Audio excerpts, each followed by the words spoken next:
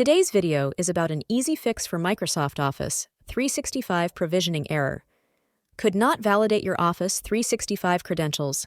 Error 400 ASTS 50126. Let's get started.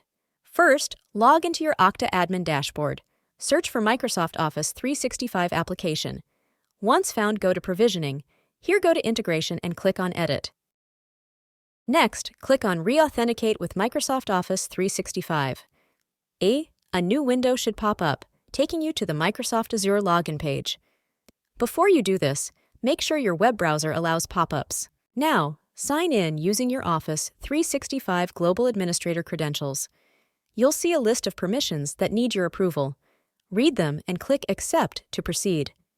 After you've accepted these permissions, you'll be taken back to the Okta page. Back on the integration page, re-enter the same Office 365 Global Administrator credentials and select Test API credentials. Once your credentials are confirmed to be correct, click the Save button. It's time to retry user provisioning. Go to Dashboard, then Tasks. Here, search for the tasks that didn't go through initially. Find the task that needs to be retried and click Retry Selected. To make sure everything's working, check if the user is now linked to the Microsoft Office 365 app. Go to Applications, then Applications again. Here, search for Microsoft Office 365.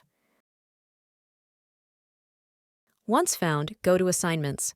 Search for the user and click on the pencil icon next to their name. In the App User Profile window, ensure the external ID is linked to the user. Lastly, confirm in the Microsoft Azure Admin Console that the user account has been successfully created. And that's it! You've successfully resolved the Microsoft Office 365 provisioning error. Remember, keeping your credentials updated and accurate is key to avoiding these issues. Thanks for watching. If you found this video helpful, please like and subscribe to us on YouTube.